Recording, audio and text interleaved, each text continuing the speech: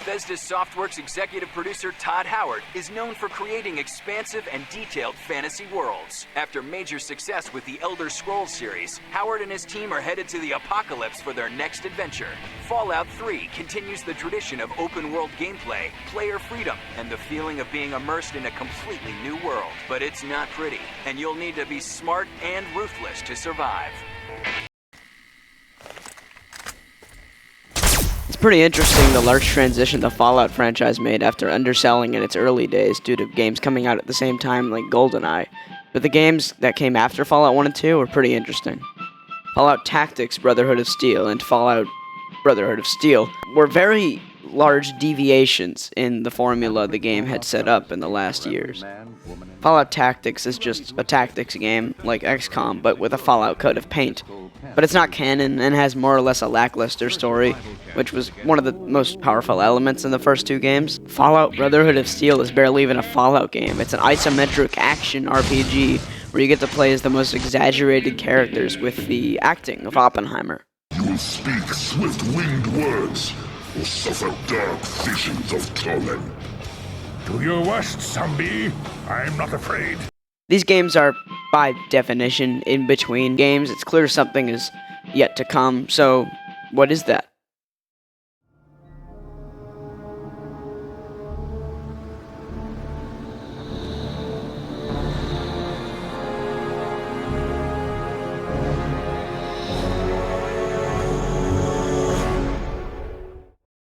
Fallout 3 was already really impressive at the point of reveal. I mean, just look how excited everyone got when Todd Howard killed a man on live television. And then queue up these moves, and then then it pulls you out, you get the cinematic camera. Fallout 3 is a lot more fun than the previous games, and has a much larger sense of atmosphere thanks to being on the Green Box 2. The Capital Wasteland and its many cities and landscapes are so fun to adventure around and kill super mutants without even thinking about it. You can fire blindly into a horde of ghouls in a sewer while listening to the ink spots. You can use VATS to insta-kill anything in Zack Snyder mode, which is just... yeah. The energy weapons can disintegrate a ghoul in half a second if you've upgraded them enough. And then the Fat Man, okay, the Fat Man, okay, Brotherhood of Steel had the acting of Oppenheimer, this game has the special effects of Oppenheimer. So look at that. Atmosphere is where Fallout 3 really shines, and the involvement of Bill Microsoft obviously helped tremendously. The locations are so detailed, it makes you want to pick up every Funko Pop in sight. Megaton, Rivet City, Big Town, all these places have so much life in them. But what you can do in them isn't nearly as intuitive. Rivet City has 2 side quests. Megaton has 3, and the rest are inconsistently scattered across the world map. There are 17 side quests in the entire game, and the best ones are hidden behind a rock maze at the edge of the world, or a cabin surrounded by hills for no reason, or sometimes in a very obvious tower that can be seen from 76 miles away. It really sucks, because most players probably either missed them or completely looked up all the quest locations and checked each one off the list. And there's some really great quests in here. There's a quest where you find a tree person, and he wants you to kill him, so, there's one where you find an old woman's violin for her, and afterwards you can hear her playing it on the radio. There's a quest where you get to steal the Declaration of Independence for someone named Abraham Washington. When you're making a game at the scale of Fallout 3, you ideally want your best content to be found naturally and easily, but Fallout 3 seems more interested in its main quest. So, what is the main quest? When you boot up the game for the first time, you're greeted by your dad, Liam Neeson. Let's see. Are you a boy or a girl? And the rest is a 19-year-long tutorial that also takes place over 19 years.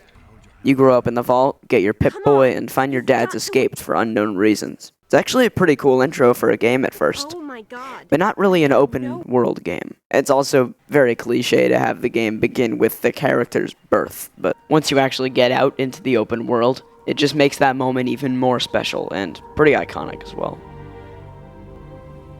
One thing the main quests are actually pretty good at is making you explore really cool locations you might have not before due to how far out they are. Little Lamplight, Vault 87, Vault 112, a lot of vaults. The reason you probably wouldn't want to go to those is they all look the same. Turns out your dad is trying to restore the world's water quality with his scientist friends, and they need something called a GEC from the Enclave to do it. Free, clean water for everyone. What a difference it could make in the lives of everyone here in the Waste. It's actually an alright story, but it suffers when it brings in the opposing factions, the Enclave and the Brotherhood of Steel. The Enclave are depicted as the evil government faction who have robots that play the propaganda radio station through their speakers. And the Brotherhood are just the good guys in the cool armor. It doesn't really make you think at all, and the only moral choices you can make are very black and white.